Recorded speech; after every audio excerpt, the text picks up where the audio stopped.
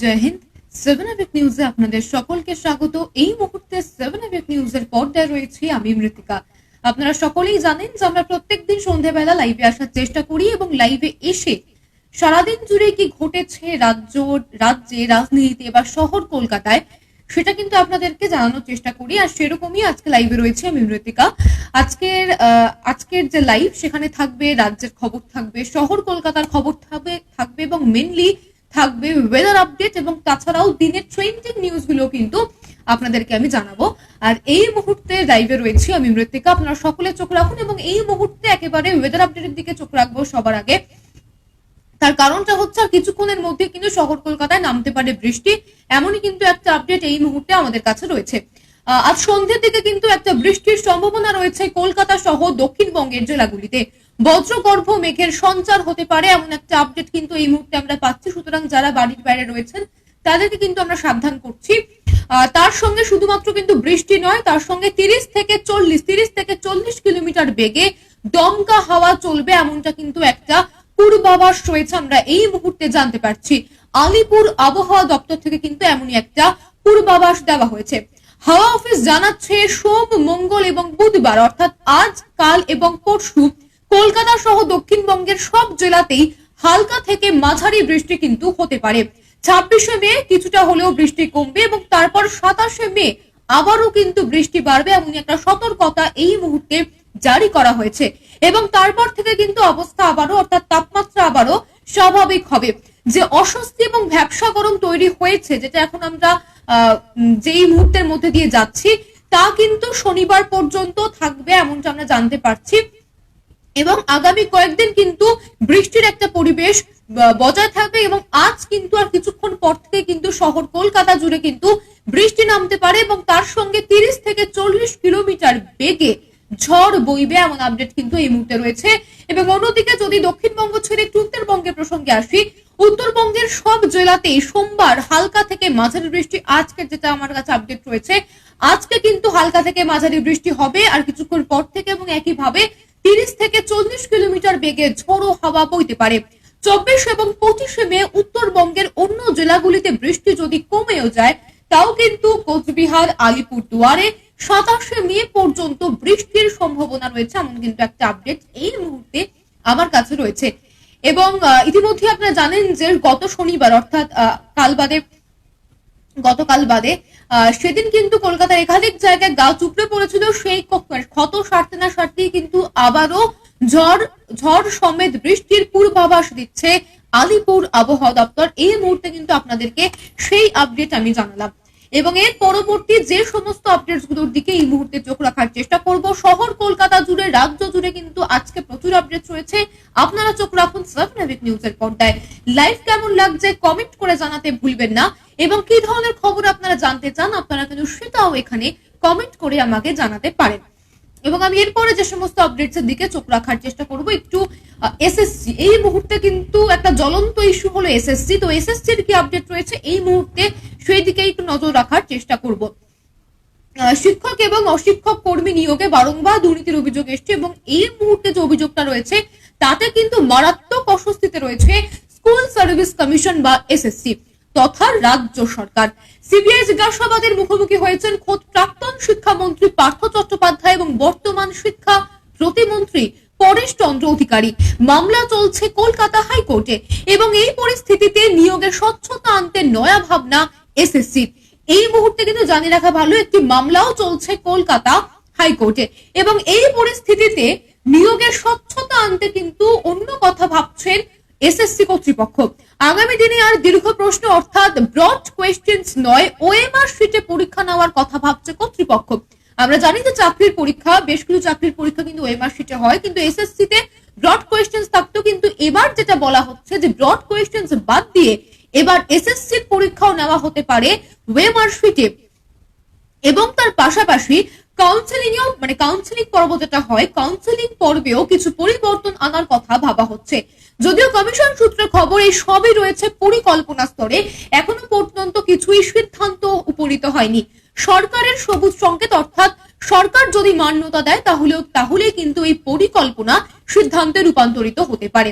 এবং কমিশন সূত্রে খবর যে নবম, দশম এবং একাদশ দ্বাদশের শিক্ষক নিয়োগের পরীক্ষা থেকে নিয়োগ পর্ব পুরো প্রক্রিয়া যাতে স্বচ্ছ এবং স্বল্প মেয়াদী হয় তার জন্য কিন্তু তারা ইতিমধ্যেই ভাবনা চিন্তা করছেন, এমন কিন্তু একটা আপডেট এই মুহূর্তে উঠে আসছে। অর্থাৎ আর দীর্ঘ কোয়েশ্চেন্স বা ব্রড কোয়েশ্চেন্স নয়, দুর্নীতির চাপে এসএসসি পরীক্ষা এবার হতে চলেছে ওএমআর শিটে, এমন কিন্তু একটা আপডেট রয়েছে। এর পরবর্তী যে সমস্ত আপডেটস এর দিকে এই মুহূর্তে চোখ রাখার চেষ্টা করব। আপনারাও চোখ রাখুন 7 আবিক নিউজের পর্দায়। লাইভ কেমন লাগছে সেটা কিন্তু অবশ্যই আমাকে কমেন্ট করে জানাতে ভুলবেন না। এই মুহূর্তে যেদিকে চোখ রাখার চেষ্টা করব, এই মুহূর্তে যে সমস্ত আপডেটস এর দিকে চোখ রাখার চেষ্টা করব, আপনারাও চোখ রাখুন 7 আবিক নিউজের পর্দায়। লাইভ কেমন লাগছে আমাকে কমেন্ট করে কিন্তু জানাতে ভুলবেন না। এবং এরপর যে সমস্ত খবরের দিকে আমি চোখ রাখার চেষ্টা করব, এই মুহূর্তে দাঁড়িয়ে শহর কলকাতার রাস্তায় কিন্তু অ্যাপ ক্যাবের একটা সমস্যা রয়েছে। তো অ্যাপ ক্যাবের সমস্যার কিন্তু একটা সমাধানের একটা জায়গায় এসে পৌঁছেছে, সেই আপডেটটাই এই মুহূর্তে আপনাদেরকে দেওয়ার চেষ্টা করব। অ্যাপ ক্যাব সংস্থাগুলির নিয়ন্ত্রণে জারি করা রাজ্য সরকারের নির্দেশিকা কিভাবে বলবৎ করা হবে বা কবে থেকে যাবতীয় নির্দেশিকা বা যাবতীয় শর্ত মেনে তারা পরিষেবা দেবে তা নিয়ে কিন্তু একটা ধোঁয়াশা অব্যাহত রয়েছে এই মুহূর্তে। তবে চালকদের অনাগ্রহ এবং পরিষেবা নিয়ে যাত্রীদের নিরন্তর অভিযোগের প্রেক্ষিতে শহরের একটি অ্যাপ ক্যাব সংস্থা তাদের অ্যাপে কিন্তু বেশ কিছু বদল এনেছে। কিছুটা সুবিধা দিয়ে চালকদের ধরে রাখার পাশাপাশি যাত্রী স্বাচ্ছন্দ্য বাড়াতে তৎপর হয়েছেন তারা। তো কি সেগুলো এই মুহূর্তে বলবো, কি অভিযোগ ছিল সেটাও বলবো। অভিযোগ আসছিল বহু ক্ষেত্রেই অ্যাপ ক্যাব চালকদের থেকে যাত্রীদের শুনতে হয় কোথায় যাবেন, ফোন করে বা মেসেজে বলা হয় যে কোথায় যাবেন, জিজ্ঞাসা করা হয় কোথায় যাবেন। গন্তব্য যদি অপছন্দ হয় বা দূরের গন্তব্য হয় তাহলে কিন্তু যাত্রীকে না জানিয়েই ট্রিপ তারা বাতিল করে দেন, বা কোনো সময় যাত্রীদের বলা হয় যে ম্যাডাম আমি যাবো না, আপনি ট্রিপটা ক্যান্সেল করে দিন। এমন কিন্তু বিস্তর অভিযোগ এই মুহূর্তে রয়েছে। অ্যাপ ক্যাব সংস্থা ওলায় চালকদের গন্তব্য দেখানোর ব্যবস্থা কিন্তু ইতিমধ্যে চালু করেছে। যাত্রীর গন্তব্য জেনেই ওই সংস্থার চালক ট্রিপের সম্মতি দেবেন। কিন্তু অ্যাপে কিছু পরিবর্তন আনা ক্যাব সংস্থা উবের কিন্তু একটা অন্য পথ নিয়েছে।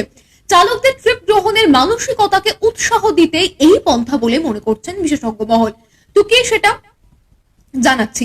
যে সমস্ত চালক পরপর 3টি ট্রিপ গ্রহণ করছেন তাদেরকেই সংস্থা দেখাবে যাত্রীর গন্তব্য।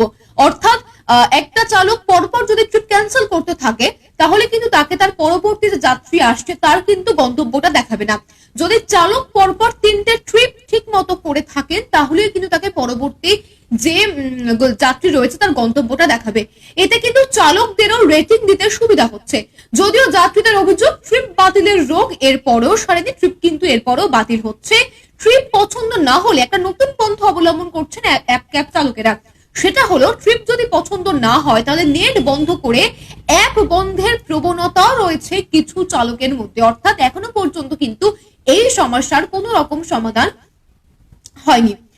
আরো একটা অভিযোগ থাকে, সেটা হলো মূল রাস্তা থেকে কিছুটা দূরে গিয়ে যাত্রী তুলতে হলেও কিন্তু তেল পোড়ানোর তেল পড়ে এই অভিযোগে কিন্তু বহু চালককে ট্রিপ এড়িয়ে যেতে দেখা হয়। এমন ক্ষেত্রে চালকদের কিছুটা বাড়তি টাকা দেওয়ার ব্যবস্থা করেছে বলে দাবি উবেরের। দূরের ট্রিপে চালকের আয় কত হচ্ছে সেই তথ্য তাদের জানিয়ে দেওয়ার ব্যবস্থা কিন্তু করছে সেই সংস্থা।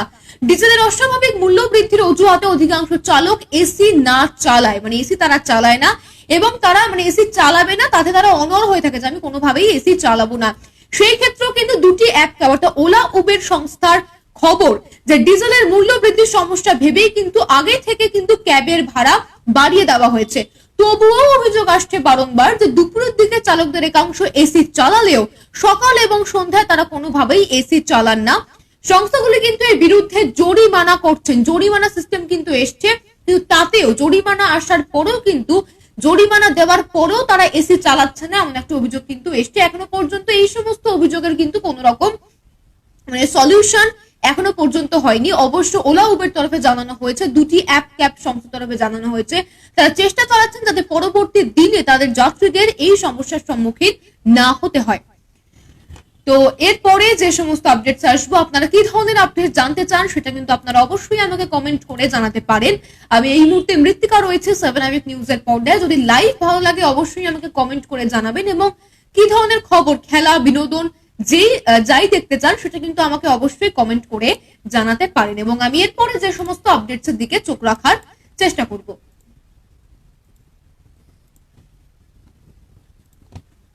আমি এরপরে যে সমস্ত আপডেটস গুলোর দিকে চোখ রাখার চেষ্টা করব, প্রচুর আপডেটস রয়েছে এই মুহূর্তে। আপনারা একটু চোখ রাখুন 7 আইবিক নিউজের পর্দায়, প্রচুর আপডেটস রয়েছে এই মুহূর্তে। এই মুহূর্তে একটা আপডেটস আসছে, সেটার দিকে একটু চোখ রাখবো এই মুহূর্তে।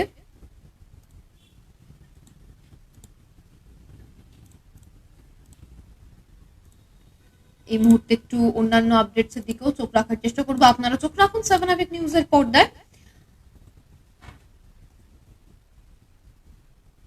এই মুহূর্তে যে আপডেটটা আসে সেটা অবশ্যই ম্যালেরিয়া ডেঙ্গির একটা আপডেট এই মুহূর্তে আসছে। সেই ম্যালেরিয়া ডেঙ্গির একটা আপডেটের দিকে এই মুহূর্তে চোখ রাখার চেষ্টা করব। সেটা এই মুহূর্তে আপডেটটা রয়েছে কিন্তু গড়িয়াহাট থেকে, যে রাজ্য জুড়ে কিন্তু কোভিড আক্রান্তের সংখ্যা অনেকাংশে কমে গেলেও রাজ্য জুড়ে কিন্তু আরো দুটি রোগের প্রাদুর্ভাব বাড়তে চলেছে, এমনটাই কিন্তু পুরসভার রিপোর্টে আমরা জানতে পারছি। সুতরাং সকলকে আমরা সাবধান করছি যে ম্যালেরিয়া এবং ডেঙ্গির কিন্তু একটা আপডেট রয়েছে, অর্থাৎ জমা জল যেখানে থাকবে, জমা জল থেকে মানে বাড়ির আশেপাশে জমা জল জমলে তার থেকে সাবধান, বা জল জমতে দেবেন না, কারণ নোংরা জলে কিন্তু লার্ভা জন্মায় না, পরিষ্কার জলে জন্মায়।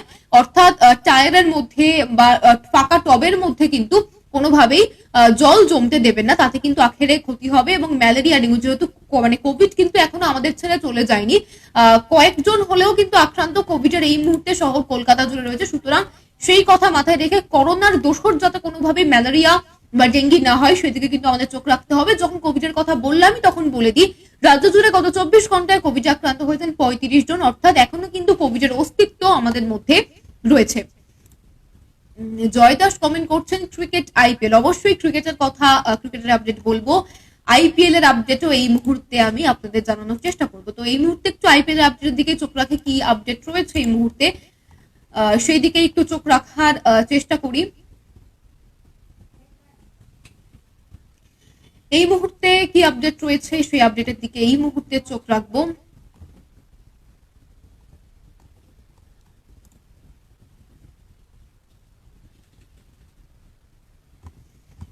আপনারা চোখ রাখুন 7 আইবিক নিউজের পর্দায়। লাইভ কেমন লাগছে সেটাও কিন্তু কমেন্ট করে জানাতে ভুলবেন না। শুক্রবার চেন্নাই সুপার কিংসকে হারিয়ে প্লে অফের যোগ্যতা কিন্তু ইতিমধ্যেই অর্জন করে ফেলেছে রাজস্থান রয়্যালস। ইডেন গার্ডেন্সে মঙ্গলবার অর্থাৎ আগামীকাল কিন্তু কোয়ালিফায়ারে মুখোমুখি গুজরাট টাইটান্সের, এবং শনিবারই অর্থাৎ শহরে কিন্তু তারা ইতিমধ্যেই চলে এসেছেন এবং আসার পথে তারা কালবৈশাখীর সম্মুখীন হয়েছেন, সেটা অন্য প্রসঙ্গ। এবং আজ কিন্তু একটা ভিডিও পোস্ট করেছে রাজস্থান রয়্যালস, যেখানে অশ্বিনকে দেখা যাচ্ছে এক সতীর্থর সঙ্গে দাবা খেলতে, দ্রুত চাল দিতে দেখা গিয়েছে তাকে। রাজস্থান দলে দাবার এক অন্ধ ভক্ত কিন্তু রয়েছেন। এই মুহূর্তে যে আপডেট আছে সেটা হলো আইপিএল এর ছন্দে, মানে অশ্বিনকে নিয়ে খবর রয়েছে এই মুহূর্তে। আইপিএল এ কিন্তু অশ্বিন এই চলতি মরশুমে কিন্তু বেশ ছন্দে ছিলেন। 14 ম্যাচে কিন্তু তিনি 11টা উইকেট দিয়েছেন, ব্যাট হাতে করেছেন 183 রান, এবং যার মধ্যে রয়েছে চেন্নাইয়ের বিরুদ্ধে ম্যাচ জেতানো অপরাজিত 40 রানও। চেন্নাইকে হারানোয় কিন্তু প্লে অফে দ্বিতীয় স্থানে উঠে আসে রাজস্থান, এবং এই কারণে বাড়তি সুবিধা পেয়েছে তারা। কোয়ালিফায়ারে হারলেও ফাইনালে ওঠার জন্য কিন্তু আরো একটি সুযোগ থাকছে তাদের জন্য, অর্থাৎ আগামীকাল কিন্তু কোয়ালিফায়ার রয়েছে। এই আপডেট কিন্তু আমার কাছে এই মুহূর্তে রয়েছে, আগামীকাল কিন্তু রয়েছে কোয়ালিফায়ার রয়েছে ইডেনের মাঠে। কিন্তু অবশ্যই কলকাতাবাসী হিসেবে একটাই দুঃখ, কলকাতাকে আমরা ইডেনে খেলতে দেখতে পারবো না চলতি মরশুমে, আর অবশ্যই অপেক্ষা করতে হবে পরবর্তী মরশুমে। এই মুহূর্তে কিন্তু এই আপডেটটাই আমাদের কাছে রয়েছে। আগামীকাল কিন্তু গুজরাট টাইটান্সের সঙ্গে মুখোমুখি মহারণে নামবে রাজস্থান রয়্যালস, এই আপডেট রয়েছে আগামীকাল সন্ধ্যে 7:30 থেকে। এবং যেটা বলা সেটা হলো দর্শক কিন্তু 100% দর্শক নিয়ে কিন্তু আইপিএল এর খেলা হবে কালকে ইডেন গার্ডেন্সে। অনেকেই হয়তো দেখতে যাবেন আমার দর্শকদের মধ্যে। তো এরপরে যে আপডেট রয়েছে সেদিকে একটু চোখ দেব। এরপরে কি আপডেট রয়েছে আইপিএল এর আমি সেটাও দেখার চেষ্টা করবো, যদিও এটাই এখন সব থেকে বড় আপডেট আইপিএল এর মঞ্চের, যা আগামীকাল কোয়ালিফায়ার, প্রথম কোয়ালিফায়ারে মুখোমুখি হতে চলেছে গুজরাট টাইটান্স এবং রাজস্থান রয়্যালস। এবং এরপরে আর কিছু আপডেট থাকলে অবশ্যই আমি সেই আপডেট গুলোর দিকে চোখ রাখার চেষ্টা করব।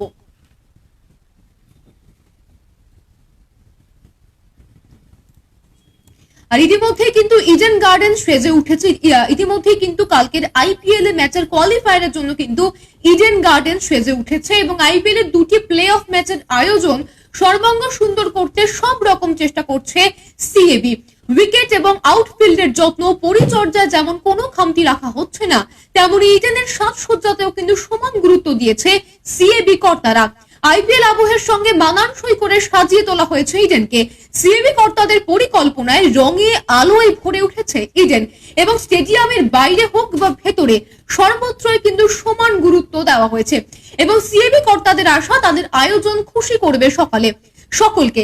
স্টেডিয়ামের সাজসজ্জা থেকে উইকেটের চরিত্র বেশি গুরুত্বপূর্ণ হবে, তাও কিন্তু কারুর অজানা নয়।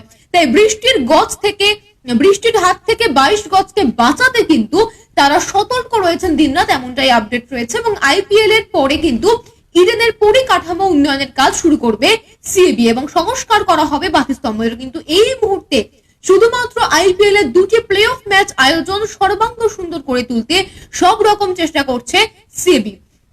অর্থাৎ যারা কালকে আইপিএল দেখতে যাবেন ইডেনের মাঠে, তারা কিন্তু ইডেনকে নতুন ভাবে এক্সপ্লোর করতে পারেন। নতুন করে কিন্তু সাজানো হচ্ছে ইডেনকে।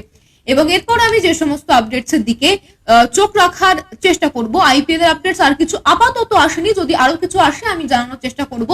অসংখ্য ধন্যবাদ জয় কমেন্ট করার জন্য।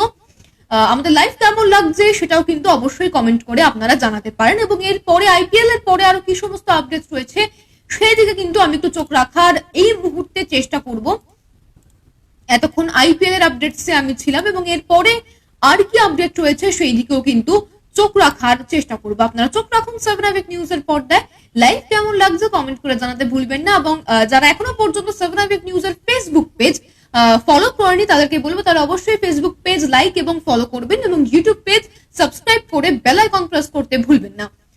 এবং এই মুহূর্তে খেলার বেশ কিছু আপডেট রয়েছে, তো খেলার একটা আপডেটের দিকে এই মুহূর্তে চোখ রাখবো।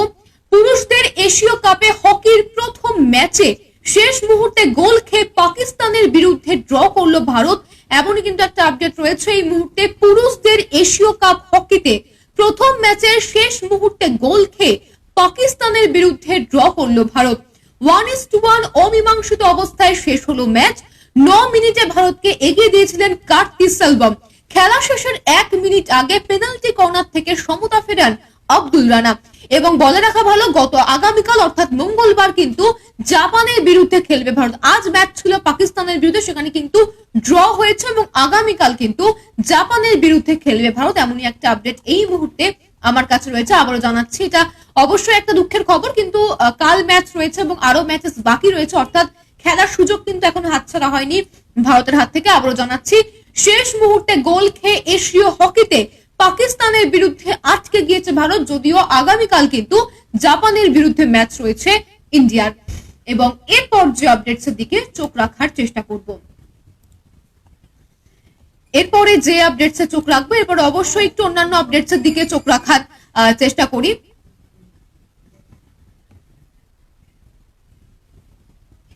এরপর একটু অন্যান্য আপডেটস এর দিকে চোখ রাখার চেষ্টা করবো। আজকে মুখ্যমন্ত্রী মমতা বন্দ্যোপাধ্যায় লাইভে এসেছিলেন, ওনার বেশ কিছু আপডেটস রয়েছে মুহূর্তে, সুতরাং সেই দিকে একটু চোখ রাখবো। ওয়েদার আপডেটস ইতিমধ্যে দিয়ে ফেলেছি। সিবিআই এবং ইডির মতো সংস্থাকে রাজনৈতিক স্বার্থে ব্যবহার করা হচ্ছে বলে কেন্দ্রের বিরুদ্ধে অতীতে একাধিকবার সরব হয়েছেন মুখ্যমন্ত্রী মমতা বন্দ্যোপাধ্যায়। আর এবার দেশকে এজেন্সি রুল থেকে বাঁচাতে কেন্দ্রীয় সংস্থাগুলির স্বায়ত্ত শাসন দেওয়ার দাবি জানালেন তিনি, এমন আপডেট কিন্তু এই মুহূর্তে রয়েছে। তিনি জানিয়েছেন, তিনি আরো বলেছেন যে 2-1 ব্যক্তির অঙ্গুনি হেলনে কেন্দ্রীয় তদন্তকারী সংস্থাগুলি কাজ করে থাকে, এমন ইঙ্গিত দিয়ে মমতার স্পষ্ট বক্তব্য। সংস্থাগুলির কাজে হস্তক্ষেপ না করে শুধু সংস্থার কর্মীদের বেতন দেওয়ার কাজটুকু করুক কেন্দ্র।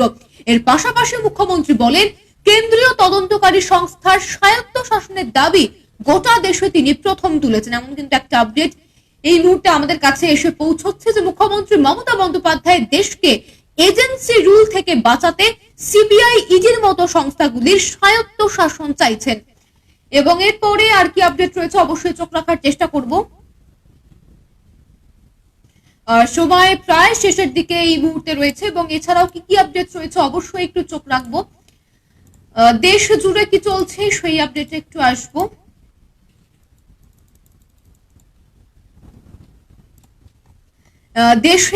দেশ জুড়ে কি চলছে এই মুহূর্তে সেই আপডেট দেব।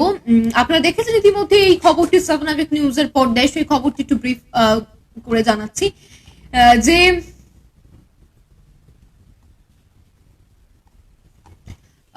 প্রধানমন্ত্রী নরেন্দ্র মোদী কিন্তু এই মুহূর্তে জাপানে রয়েছেন। তিনি জাপানে কিন্তু দুদিনের সফরে কিন্তু তিনি জাপানের টোকিওতে গিয়েছেন প্রধানমন্ত্রী নরেন্দ্র মোদী। আপডেট রয়েছে এই মুহূর্তে দুদিনের কিন্তু তিনি জাপান সফরে গিয়েছেন, জাপানের টোকিওতে গিয়েছেন প্রধানমন্ত্রী নরেন্দ্র মোদী। এই আপডেট রয়েছে এবং এই পরে যে সমস্ত আপডেটস এর দিকে চোখ রাখবো, দেশ জুড়ে কি চলছে সেদিকে একটু আসবো।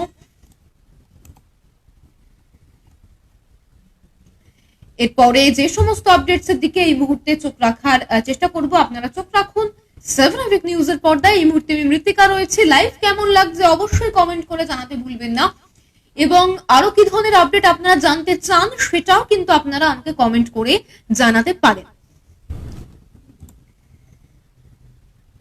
এই মুহূর্তে যে খবরের কথা বলবো সেটা হলো দিল্লির একটা স্কুলের খবর। আমি একটু শুরু করছি, আপনারা শুনুন। স্কুলের গেট থেকে শুরু করে স্কুল চত্বরের ভিতরে সর্বত্র ছড়ানো ব্যবহৃত সিরিঞ্জ, মদের বোতল, গুটখার মোড়ক।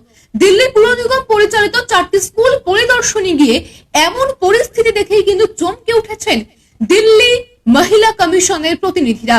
স্কুল নাকি দুষ্কৃতীদের আড্ডা ক্ষেত্র সেটা কিন্তু এই মুহূর্তে বোঝাই দেয়। সম্প্রতি পুর নিগম পরিচালিত একটি স্কুলে একটি ছাত্রীর যৌন হেনস্থার ঘটনার পর স্কুলগুলি পরিদর্শনের সিদ্ধান্ত নেয় মহিলা কমিশন। উত্তর এবং পূর্ব দিল্লির 4টি স্কুলে গেছেন তারা। সে স্কুলগুলি হলো ভাই মনদীপ নাগপাল নিগম বিদ্যালয়, নিগম প্রতিভা শাহ শিক্ষা বিদ্যালয়, পূর্বী দিল্লি নগর নিগম প্রতিভা বিদ্যালয় এবং দক্ষিণী দিল্লি নগর নিগম প্রাথমিক শাহ বাল বালিকা বিদ্যালয় এবং বাটি মাইনাস। স্কুলগুলি যে রাত্রিবেলায় দুষ্কৃতী এবং নেশাখোরদের আড্ডা ক্ষেত্র হয়ে ওঠে তাদের চারিপাশের অবস্থা থেকে কিন্তু সেটা একেবারে স্পষ্ট।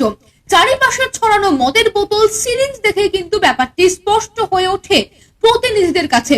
এবং অধিকাংশ গেটগুলি স্কুলগুলিরই কিন্তু গেট খোলা, কোনো নিরাপত্তা রক্ষী নেই এবং সবচেয়ে খারাপ অবস্থা নিগম প্রতিভা শাহ শিক্ষালয়। স্কুলে ঢুকতেই প্রতিনিধিদের চোখে পড়ে সিগারেটের বাক্স, গুটখার মোড়ক, মদের ভাঙা বোতল এবং ব্যবহৃত সিরিঞ্জ ছড়িয়ে ছিটিয়ে রয়েছে।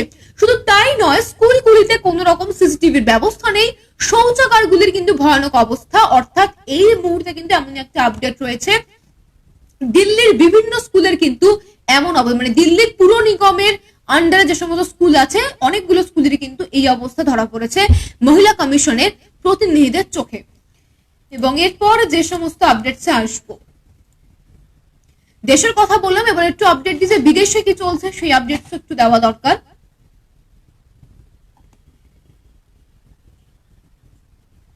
এই মুহূর্তে কি আপডেট রয়েছে একটু চোখ রাখার চেষ্টা করব।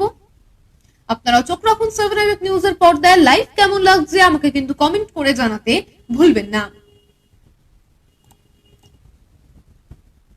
আচ্ছা, এই মুহূর্তে যে আপডেটটার দিকে চোখ রাখবো সেটা হলো একেবারে সেই কোভিড এর যখন বাড়বাড়ন্ত চলছিল তখন আমাদের দেশ থেকে দেশ অর্থাৎ আন্তর্জাতিক বিমান বন্ধ করে দেওয়া হয়েছিল। এরকমই একটা আপডেটে দেব যে ভারত সহ কিন্তু 16 দেশের ভ্রমণে নিষেধাজ্ঞা জারি করলো সৌদি আরব। এমনই একটা আপডেট কিন্তু এই মুহূর্তে আপনাদেরকে আমি দেওয়ার চেষ্টা করব। গত কয়েকদিন ধরে কিন্তু ভারতে ঊর্ধ্বমুখী রয়েছে কোভিড এর গ্রাফ এবং এই পরিস্থিতিতে এই দেশে ভ্রমণের নির্দেশিকা জারি করলো সৌদি আরব। সৌদি আরব কিন্তু বেশ কিছু দেশের উপর নির্দেশিকা জারি করেছে, নিষেধাজ্ঞা জারি করেছে। শুধু ভারতই নয়, মোট 16টি দেশে যাতায়াতের ক্ষেত্রে নিষেধাজ্ঞা জারি করেছে তারা। ভারত ছাড়া লেবানন, সিরিয়া, তুরস্ক, Iran, Afghanistan, Yemen, Somalia, Ethiopia, Congo প্রজাতন্ত্র, Libya, Indonesia, Vietnam, Armenia, Belarus এবং ভেনেজুয়েলায় আপাতত যাতায়াত বন্ধের সিদ্ধান্ত নিয়েছে সৌদি আরব। আমি আবারও বলছি দেশগুলোর নাম, আপনারা শুনে নিন। ভারত ছাড়া লেবানন, সিরিয়া, তুরস্ক, Iran, Afghanistan, Yemen, Somalia, Ethiopia, Congo প্রজাতন্ত্র, Libya, Indonesia, Vietnam, Armenia, Belarus এবং ভেনেজুয়েলায় আপাতত যাতায়াত বন্ধের সিদ্ধান্ত নিয়েছে সৌদি আরব।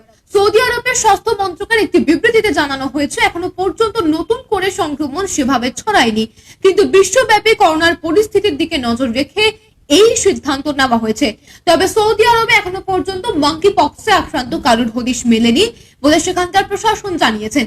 এবং বিশ্ব স্বাস্থ্য সংস্থা জানিয়েছে এখনো পর্যন্ত কিন্তু 12টি দেশে 92 জন ইতিমধ্যে মাঙ্কি পক্সে আক্রান্ত হয়ে গিয়েছেন, কিন্তু মাঙ্কি পক্সে আক্রান্ত হয়ে মৃত্যুর খবর কিন্তু এখনো পর্যন্ত পাওয়া যায়নি। তো আমি এরপরে যে সমস্ত আপডেটস এর দিকে চোখ রাখবো, ওয়ার্ল্ড অ্যাফেয়ার্স এর দিকে চোখ রাখছি এই মুহূর্তে চোখ রাখা হচ্ছে ওয়ার্ল্ড অ্যাফেয়ার্স এর দিকে, এবং এরপর যে সমস্ত আপডেটস এর দিকে চোখ রাখবো।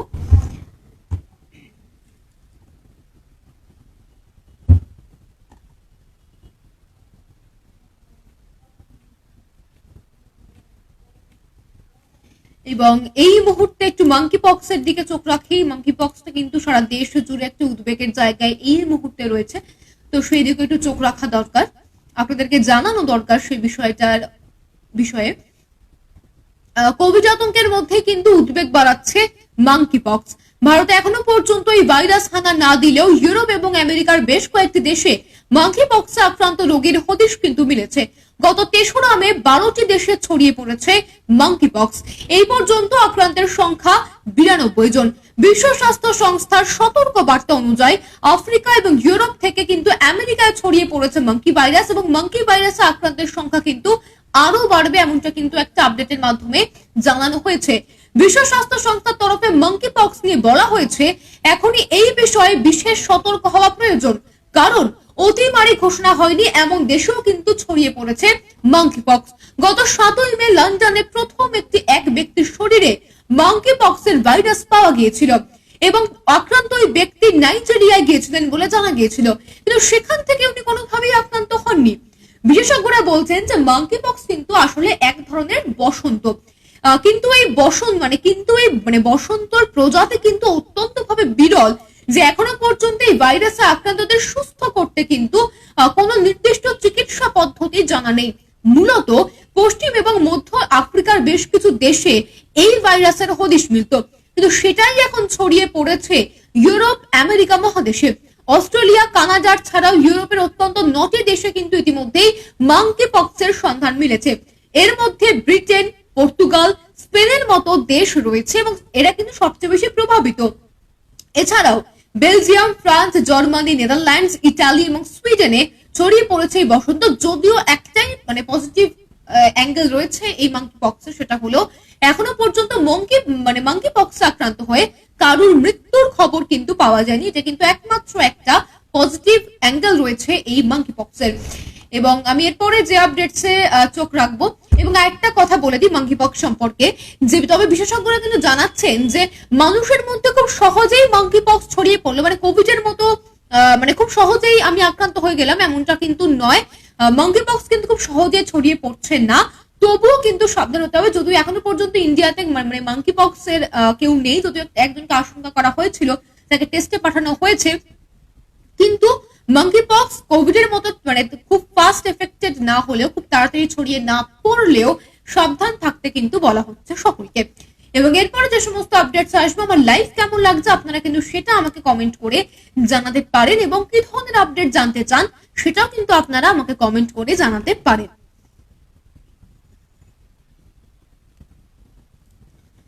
এবং এই মুহূর্তে আরো যে সমস্ত আপডেটস এর দিকে চোখ রাখার চেষ্টা করব, আপনারা কি ধরনের খবর জানতে চান সেটাও কিন্তু আপনারা আমাকে কমেন্ট করে জানাতে পারেন।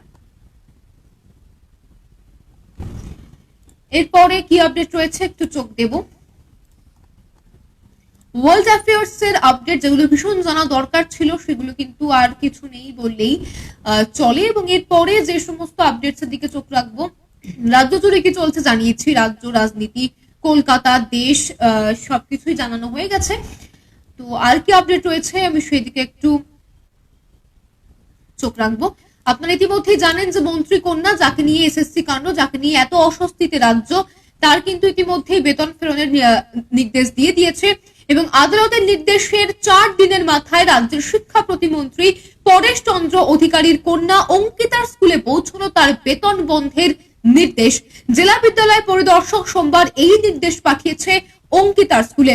পরেশ কন্যা অঙ্কিতার বিরুদ্ধে বাবার প্রভাব খাটিয়ে অবৈধভাবে শিক্ষকতার চাকরি নেওয়ার অভিযোগ ছিল এবং আদালতে এই অভিযোগ করেছিলেন ববিতা সরকার নামে আরেকজন এসএসসি পরীক্ষার্থী এবং ওই ঘটনায় গত শুক্রবার অঙ্কিতাকে চাকরি থেকে বরখাস্ত করার নির্দেশ দেয় আদালত। এমনকি অঙ্কিতা নিজেকে শিক্ষিকা হিসেবেও কিন্তু আর পরিচয় দিতে পারবে না, এমনটাও কিন্তু নির্দেশ দেওয়া হয়েছে। পাশাপাশি নির্দেশে আরো বলা হয় তিনি যে স্কুলে পড়াতেন সেই স্কুলে কিন্তু তিনি আর ঢুকতে পারবেন না এবং তার 4 দিনের মাথায় অর্থাৎ আদালতের নির্দেশের 4 দিনের মাথায় এদিন অঙ্কিতা যে স্কুলে চাকরি করত সে মেখলিগঞ্জ ইন্দিরা উচ্চ বালিকা বিদ্যালয়ে জেলা বিদ্যালয় পরিদর্শকের তরফে পৌঁছায় এবং তার বেতন দেওয়ার যে নির্দেশ সেটা কিন্তু পৌঁছে দেওয়া হয়, এমনটা কিন্তু আপডেট এই মুহূর্তে রয়েছে। এবং এরপরে আমি যে সমস্ত আপডেটস এর দিকে চোখ রাখার চেষ্টা করব, সময়টা একবার দেখে নেব। আমার সময় প্রায় এই মুহূর্তে শেষের দিকে রয়েছে। তো আমি লাইভে আসি মৃত্তিকা, আমি লাইভে আসা মানে কিন্তু আমি লাইফস্টাইল বা জীবনধারার বেশ কিছু আপডেট আপনাদেরকে দিয়ে থাকি। তো এই মুহূর্তে লাইফস্টাইল বা জীবনধারার বেশ কিছু আপডেটস এর দিকে এই মুহূর্তে চোখ রাখার চেষ্টা করব, যেটা কিন্তু অবশ্যই আমাদের লাইফের মানে আমাদের জীবনের অঙ্গাঙ্গি ভাবে জড়িত ছোটখাটো কিছু জিনিসের নিয়ে আমি আপডেট দিয়ে থাকি। তো এই মুহূর্তে কিন্তু সেরকমই বেশ কিছু আপডেটস এর কথা বলবো।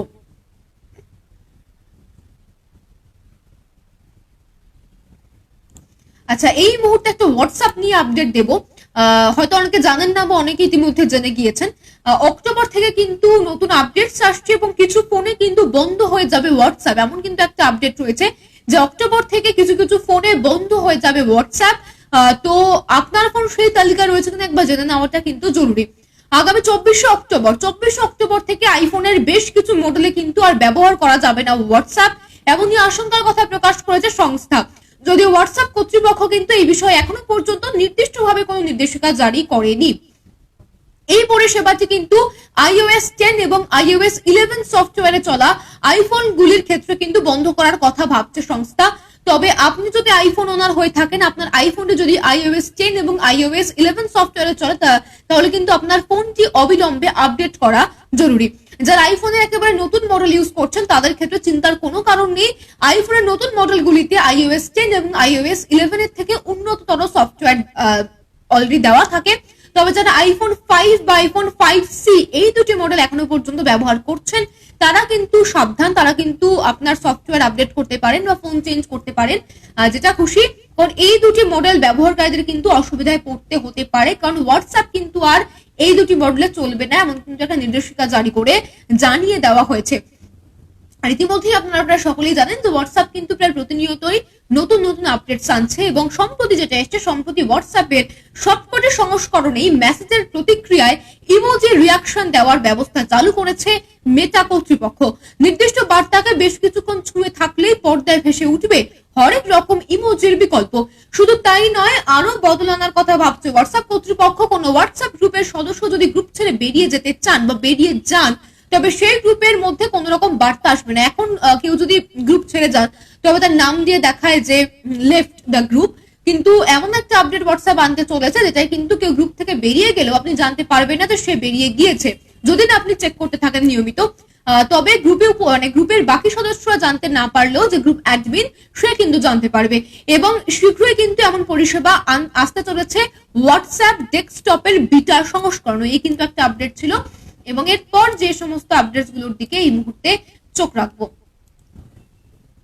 কি ধরনের খবর আপনারা জানতে চান সেটা কিন্তু অবশ্যই আমাকে কমেন্ট করে জানাতে পারেন, যদিও সময় একেবারেই শেষের দিকে রয়েছে। এবং এরপরে শেষ যে আপডেটসটা আমি দেওয়ার চেষ্টা করব, শেষ যে আপডেটসটা এই মুহূর্তে দেব, আপনারাও চোখ রাখুন 7 এর নিউজের পর্দায়। যারা 7 এর নিউজের নিয়মিত দর্শক কিন্তু এখনো পর্যন্ত আমাদের নোটিফিকেশনস যায় না, তাদেরকে বলবো তারা একবার চেক করে নেবেন যে 7 এর নিউজের ফেসবুক পেজ লাইক এবং ফলো করা রয়েছে কিনা, এবং 7 এর নিউজের ইউটিউব পেজ সাবস্ক্রাইব থাকলেই হবে না, বেল আইকন প্রেস করতে হবে, তাহলে কিন্তু প্রত্যেকটা নোটিফিকেশন আপনাদের কাছে চলে যাবে। এবং এরপরে যে আপডেটস এর দিকে চোখ রাখবো।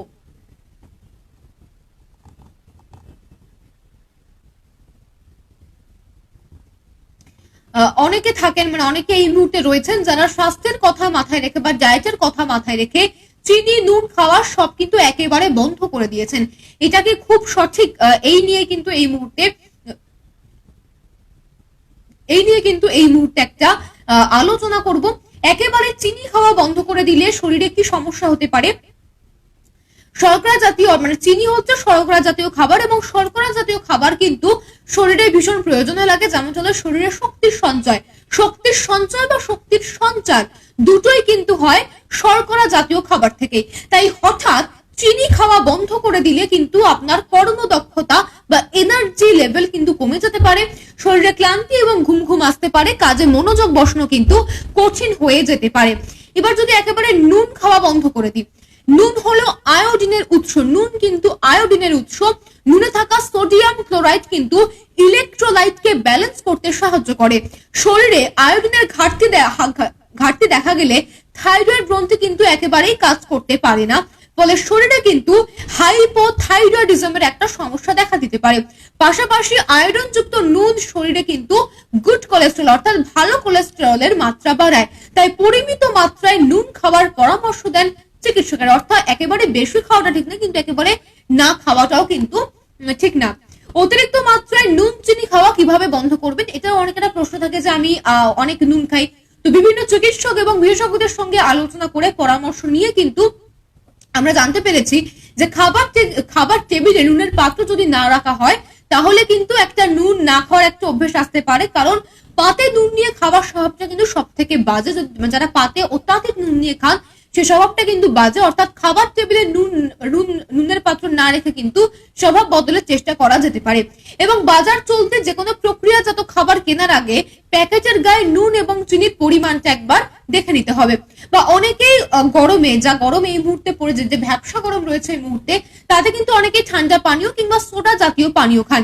এগুলো কিন্তু এড়িয়ে চলাই ভালো। যদি মনে করেন যে আমি নুন চিনি বেশি খাবো না, তাহলে কিন্তু এই সমস্ত প্রক্রিয়াজাত যে ড্রিঙ্কস রয়েছে এগুলোকে কিন্তু এড়িয়ে চলাই ভালো। তার পরিবর্তে ফল বা ফলের রস খেতেই পারেন। সরাসরি চিনি না খেয়ে চিনির পরিবর্তে যদি কার্বোহাইড্রেটটাকে মেনটেন করতে হয়, একটু মিষ্টি স্বাদও পেতে হয়, তাহলে কিন্তু চিনির পরিবর্তে কিশমিশ, গুড়, মধু ইত্যাদি কিন্তু অনায়াসে খেতে পারেন। তবে তা যেন অবশ্য পরিমিত হয়, যে চিনি খাবো না বলে আমি প্রচুর পরিমাণে গুড় খেয়ে নিলাম, এমনটা কিন্তু যাতে না হয়। সবকিছু যেন পরিমিত হয়। এই আপডেট ছিল এই মুহূর্তে। আমি মৃত্তিকা ছিলাম এই মুহূর্তে 7 আবেগ নিউজের পর্দায়। সময় একেবারে শেষ হয়ে গিয়েছে। আপনারা অবশ্যই চোখ রাখুন 7 আবেগ নিউজের পর্দায়। যারা এরপরে রেকর্ডেড লাইভ দেখবেন তাদের উদ্দেশ্যে বলছি, লাইভ কেমন লাগলো কমেন্ট করে কিন্তু কমেন্ট করতে ভুলবেন না। আমি অবশ্যই সেই কমেন্টগুলো অবশ্যই চেক করব। এবং কি ধরনের খবরের আপডেট জানতে চান এর পরবর্তী লাইভগুলোতে, সেটাও কিন্তু আপনি কমেন্ট করে আমাদেরকে জানিয়ে রাখতে পারেন। এবং যারা এখনো পর্যন্ত 7 আবেগ নিউজের ফেসবুক পেজ লাইক করেনি তাদেরকে বলবো তারা অবশ্যই 7 আবেগ নিউজের ফেসবুক পেজ লাইক এবং ফলো করবেন, এবং ইউটিউব সাবস্ক্রাইব করে বেল আইকন প্রেস করতে ভুলবেন না। এবং আপনারা অনেকেই হয়তো জানেন না 7 আবেগ নিউজের কিন্তু ব্লগ পেজও ইতিমধ্যে চলে এসেছে।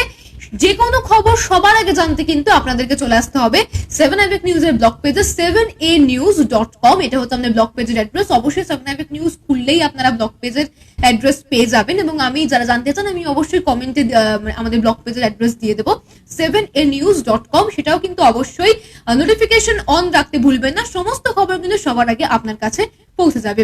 সকলে ভালো থাকবেন, আনন্দে থাকবেন এবং দেখতে থাকবেন 7 আবেগ নিউজ। জয় হিন্দ।